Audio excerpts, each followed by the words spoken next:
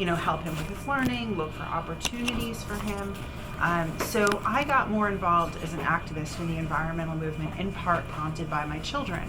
But then there are things that you can't unsee. Learning about what we're doing to our oceans, learning about the mass extinction event, learning about, ocean dead zones and the migratory patterns that are changing because of climate change. And it was really brought home in recent years by things like tornado watches on my cell phone when I'm sitting in Dunkin' Donuts. Like, that doesn't happen in Lake Opac. Yeah, the mayor of Clarksburg said that was really scary. He said it literally said, "Take cover now," and he said he's never seen anything like that before. And to learn that New Jersey is considered ground zero for climate impacts in the continental United States, that we're seeing the effects worst and first, is frightening. It's less about me and more about the kids, their long-term health, their long-term future. So in finding out that my representatives voted against the Clean Energy Act and abstained from voting on it, and recently voted against updates to the Global Warming Response Act, I have a very personal problem with that. These are not partisan issues. Clean air, clean water, making sure our policies protect us in the event of, further climate warming. These are not things that are limited to a party. These are human issues, and we need to get in front of them. So that's why I'm running. That kind of goes right into Lake Opac. Mm-hmm. That was a huge issue this year. Yeah, and my kids couldn't swim there either. We've. Oh, that's right. You live in Opac. Yeah, I do. I live a block from the lake. And I live near Greenwood Lake, which I just realized the district is West Milford too. Mm-hmm. It is.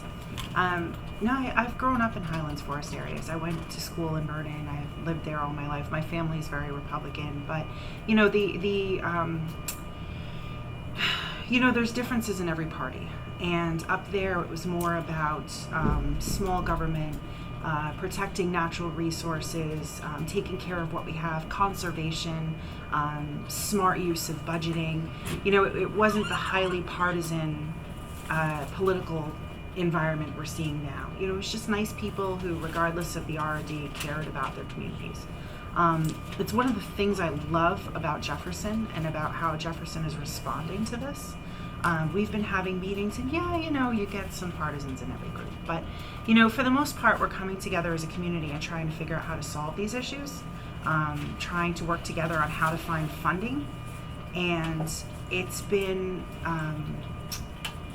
very reassuring to me as an activist to see the community response, that we're neighbors first and associated with a group second. And I hope that that's how we can go forward as we move towards solutions in Trenton too. So what would you try to do for the algae bloom? What?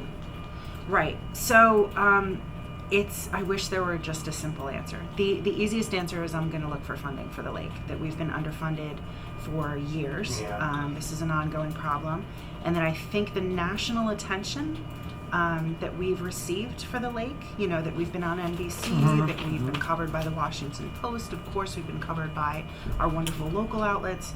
I think the national attention is really highlighting a spotlight on how we need to allocate funding to these resources. So we may have an opportunity now where the discussion may have been harder before.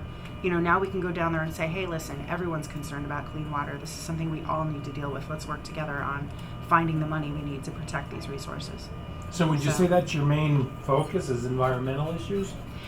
It's a lot of why I'm running. It's not all of why I'm running. Can you explain what are some of the other? I know about your environmental record, but like Betty Lou DeCrow, she gets all the business endorsements. You get all the environmental endorsements. And the unions and the women's and the teachers too. Yeah, the teachers.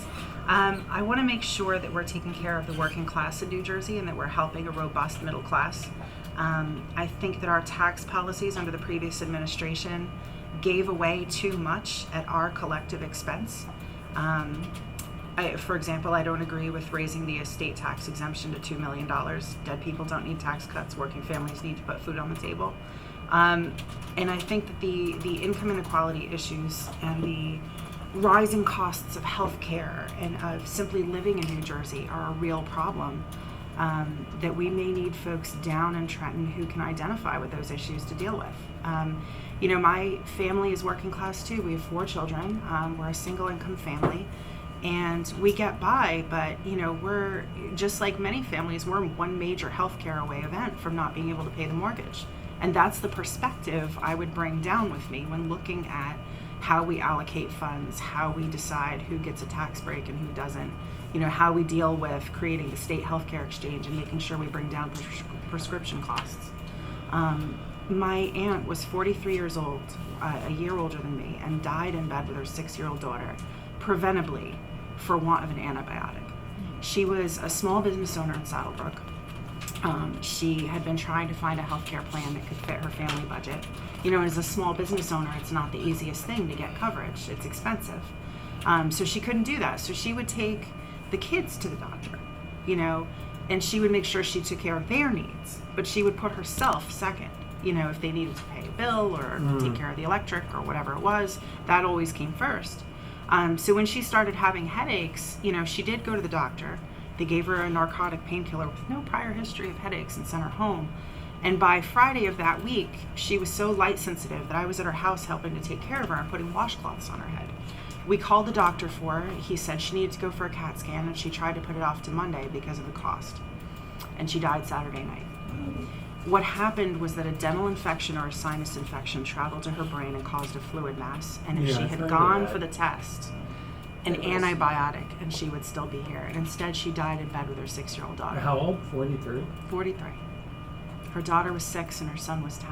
And now I'm 42. My daughter is 6. I can relate to this, the fear of how real this is. Yeah.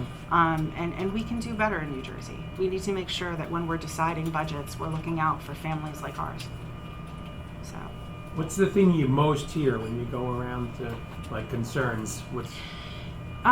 We get a lot of folks who say a variety of things. On the other side of the aisle, we hear a lot about respect. People are very upset with this political moment, with the way politicians at the upper level of government are just behaving, the tone of our politics, the divisiveness, and they very much want collaboration and good faith.